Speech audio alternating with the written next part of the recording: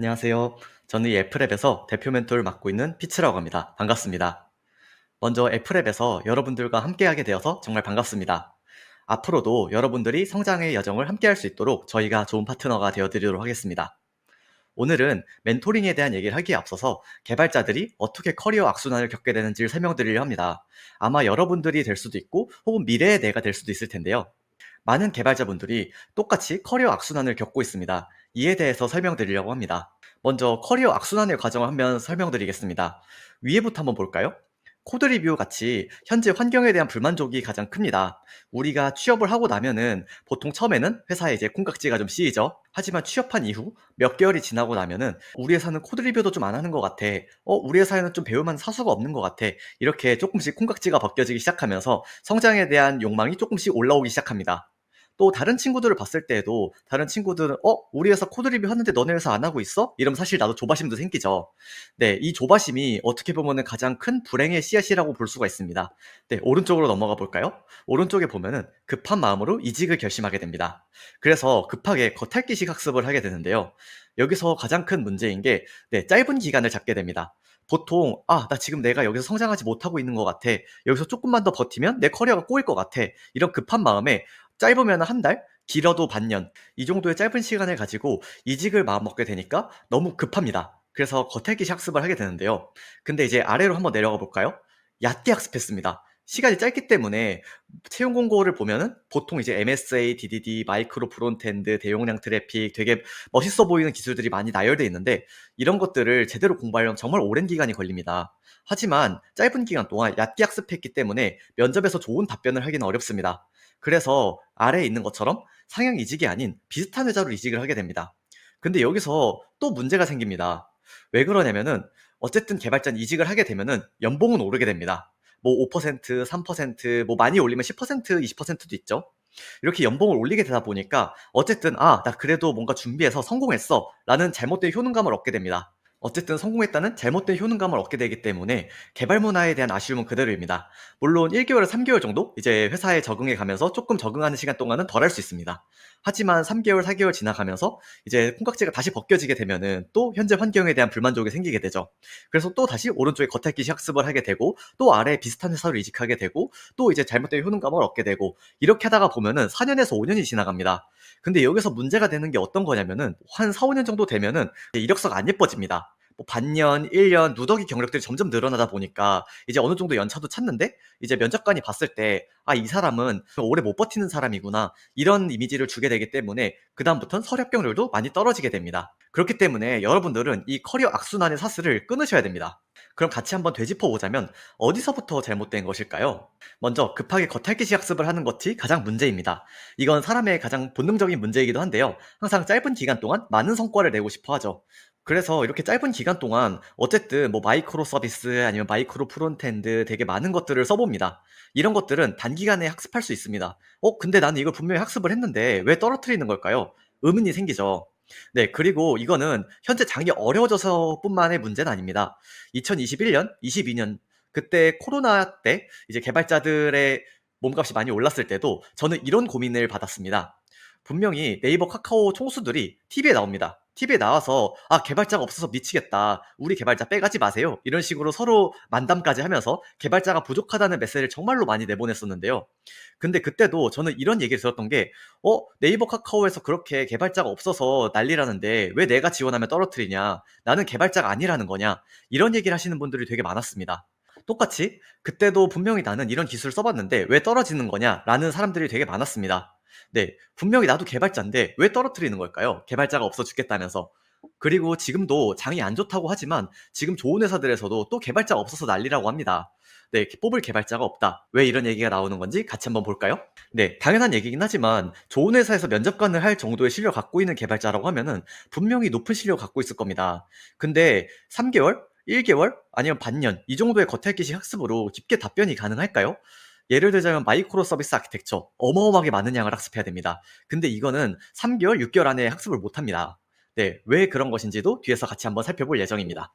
네, 질문 몇 개만 한번 던져보겠습니다. 네, 이것만 던져봐도 깊이가 드러납니다. 일단 뭐 마이크로 서비스 아키텍처, 마이크로 프론트엔드, 모노레포 되게 여러 가지가 있는데 그 기술 왜 쓰셨어요? 라고 얘기하면은 어떻게든 뭐 얘기를 하시겠죠? 근데 두 번째로 그 기술을 쓰심으로 인해서 무엇을 잃으셨어요? 네, 여기까지만 하더라도 나오는 답변의 퀄리티가 달라집니다. 네, 질문은 똑같지만 답변은 달라진다라는 게 사람의 역량을 측정할 때 가장 재밌는 요소 중에 하나죠. 네, 여기서도 조금 뭐 답변을 해볼 수 있을 것 같긴 합니다. 공부를 좀 했으면은. 그럼 이제 마지막으로 한번 때립니다. 그럼에도 왜 쓰셨어요? 네, 이렇게 얘기하면은 내가 어떤 트레이드 오프를 고려해가지고 이 기술을 선택했는지 보이게 됩니다. 네, 그래서 그 사람의 사고 과정이 보이고 어느 정도 깊이를 갖고 있는지 보이기 때문에 그래서 이렇게 짧은 질문만으로도 내공 있는 사람들은 정말로 깊이 있게 잘 말합니다. 그래서 이런 부분에서 차이가 나기 때문에 기출 문제처럼 달달달달 외워도 떨어지는 거죠. 결론을 내보자면 깊이가 문제인데요. 깊이는 하루아침에 해결할 수 있는 문제가 아닙니다. 네, 앞서 말씀드린 멋있는 기술에 앞서서 기본 기술에 대한 답변 한번 해볼까요? 똑같이 질문 드려보겠습니다. 스프링을 왜 쓰나요? 리액트, 패스트 API, 자바스크립트, MVVM, Next.js. 네, 여러분들이 평소에 사용하는 많은 기술들이 있겠죠? 이걸 왜 쓰는 걸까요? 네, 한번 답변해 보시면 좋을 것 같습니다. 영상을 멈추셔도 좋습니다. 스프링을 한번 또 예시로 들어보자면은 스프링을 왜 쓰나요? 라고 또 다시 한번 질문을 해볼 수 있을 것 같습니다. 객체 지향을 잘하면 뭐가 좋은 건가요? 이것도 한번 답변해 보시고요. 네, 또 객체 지향을 잘하면 뭐 유지 보수성이 좋아진다. 요런 답변을 할 수 있을 것 같습니다. 그럼 또 다시 또 질문해 볼 수 있겠죠? 왜 유지 보수성이 좋아지나요? 네, 이런 식으로 꼬리에 꼬리를 물고 질문을 줄 수가 있을 겁니다. 이것이 이렇게 타고 들어갈수록 나의 내공이 드러나게 됩니다. 그래서 정리를 해보자면은 우리가 사용하는 모든 멋있는 기술들, 평소에 사용하는 기술들은 기초 학문에 근간합니다. 이 사진을 바탕으로 같이 얘기를 나눠보자면은 먼저 일단 이거는 제가 임의로 배열한 거기 때문에 그 레이어가 맞지 않을 수도 있긴 합니다. 하지만 이제 말씀드리고자 하는 바는 우린 항상 하이 레벨 지식과 상위 레벨 지식으로 나눌 수 있어야 됩니다. 위에 보면은 우리가 평소에 쓰고 싶어하는 기술들을 몇 가지 나열해 봤는데요. 뭐 이제 백엔드 개발자분들이 많이 해보고 싶어하는 대용량 트래픽, 또 그런 것들 처리하기 위한 카프카, 스파크, 마이크로 서비스 아키텍처, 마이크로 프론트엔드, 모노레포 또 여러 가지가 있겠죠. 네, 근데 이제 이런 것들을 단순히 책만 보고 강의를 보고 그냥 외울 수 있습니다. 근데 외우기만 하면은 면접에 가서 제대로 답변을 할 수가 없습니다. 그리고 사실 우리는 면접 보려고 공부하는 게 아니죠. 네, 애초에 좋은 개발자가 되어야 되는데 애초에 개발을 못 합니다. 그래서 이런 것들에 대해서는 하위 레이어 기술들을 익혀야 되는데, 네, 그 아래에 보면은 모든 것들을 나열하지 않았는데 말로 좀 설명드리자면은 우리가 평소에 자주 쓰는 뭐 백엔드 개발자들 같은 경우 자바 스프링 마이스퀘, 프론트엔드 개발자 경우는 이제 뭐 자바스크립트, 뭐 파이썬, 장고 아니면 뭐 플라스크 아니면 루비 온 레이즈 되게 여러 가지가 있을 텐데 이런 것들에 대해서 기본적인 기술들이 있고요. 그 아래에 보면은 병렬 프로그래밍, 객체 지향 이런 것들처럼 이제 기초 학문들이 있습니다. 그래서 한번 이제 하나씩 예시를 들어보자면은 뭐 많은 분들이 제일 해보고 싶어 하시는 마이크로 서비스 아키텍처를 한번 얘기를 들어보도록 하겠습니다. 네, 마이크로 서비스 아키텍처를 왜 쓸까요? 라고 하면은 강의에 나오잖아요. 책에도 나오고요. 그런 것들로 답변을 합니다. 근데 이거는 내가 그냥 외운 거지 이게 왜 필요한지 내가 몸으로 느끼질 못했습니다. 그러면은 아마 이제 여러분들 책에서 보신 것일 수도 있긴 하겠지만 일단 첫 번째로는 MSL 하게 되면은 데이터베이스가 분산되게 됩니다. 데이터 분산되면은 그러면은 뭐가 문제일까요? 네, 트랜잭션이 보장이 안 된다.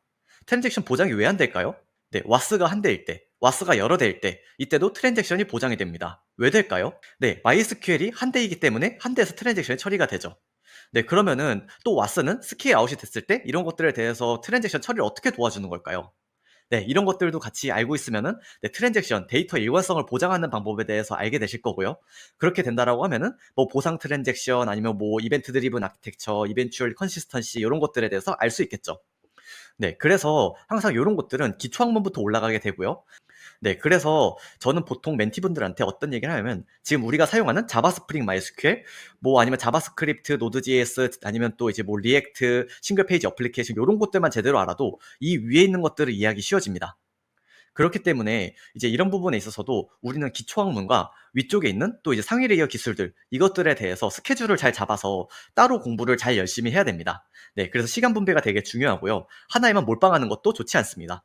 그래서 그런 것들은 어떻게 나갈지 애플앱에서 같이 만들어 나가시면 됩니다. 그래서 정리를 하자면은 이런 기초 학문이 이해되지 않으면은 상위 기술에 대한 이해가 없을 수밖에 없습니다. 그럼 면접관들이 이거 왜 쓰셨어요? 이거는 내부적으로 어떻게 동작하길래 이렇게 잘 되는 걸까요? 요게 우리 비즈니스 요구사항에 꼭 맞는 걸까요? 오버 엔지니어링 아니에요? 이런 것들로 질문했을 때 제대로 답변을 못 하게 됩니다. 그래서 되게 유명한 말이 있죠. 내가 다른 사람에게 설명을 잘 못한다라는 거는 그 내용을 제대로 이해하지 못한 겁니다. 그래서 암기만 하고 입시를 하는 공부 방법은 옳지 않습니다. 여러분들도 들어보셨을 것 같습니다. 좋은 개발자는 자신의 코드 한 줄 한 줄에 이유가 있어야 된다 라는 말을 들어보신 적 있으실 겁니다. 이게 무슨 말인지 설명을 드리자면은 여기 예시를 준비했습니다. 이제 여기서 스프링에 대해서 웹플럭스를 한번 가정해 보겠습니다. 다른 분야의 개발자분들은 이게 어떤 건지에 대해서 아실 필요는 없습니다. 하지만 어떻게 논리를 타고 들어가는지만 보시면 되는데요. 먼저 우리가 평소에 사용하는 기술, 웹플럭스를 사용했습니다. 네, 그럼 이걸 사용한 이유에 대해서 설명해야겠죠? 여기서 우리는 비즈니스적인 요구사항과 기술을 잘 연결시켜야 됩니다. 우리는 비즈니스 문제를 기술로 푸는 사람들이니까요. 그렇기 때문에 이렇게 논리를 잘 가져가면 좋은데 여기서 웹플럭스를 사용한 이유에 대해서 말하자면 이 비즈니스적인 요구사항을 먼저 얘기합니다. 연산량이 적은 단순 통신하는 API가 많았다. 그래서 IO 작업이 많다. 그래서 논블로킹을 쓰는 게 좋다. 네, 이것도 암기할 수는 있는 내용이죠. 그러면은 여기서 IO 작업이 많으면 왜 논블로킹을 쓰는 게 좋은가? 아니면은 또 연산량이 적은 단순 API는 왜 IO 작업이 많은 건가? 이런 얘기도 얘기해 볼 수 있겠죠. 네, 여기서 한 단계 더 아래로 내려가서 이제 맨 밑에 있는 CS로 들어갑니다. 이렇게 보면은 결국은 우리가 평소에 사용하고 있는 기술들을 어떻게 비즈니스적인 요구사항과 기술에 잘 연결시켜서 문제를 해결했는지를 보여주게 됩니다. 근데 이런 것들을 뭐 한 명이 계속 이렇게 암기를 시켜주면은 암기는 할 수 있겠죠. 근데 면접관의 질문이 모든 회사마다 다 똑같을까요? 네, 다를 겁니다. 그래서 우리는 기본기를 가지고 추론하는 것들을 많이 연습해야 됩니다. 이것도 마찬가지로 애플앱에서 많이 연습해 보시면 될 것 같고요. 그래서 이렇게 공부를 하려면은 그럼 정말로 할 것이 너무 많습니다. 네. 몇 년 걸리겠죠? 그래서 장기 계획을 잡고 깊게 학습을 하시는 게 정말로 중요합니다.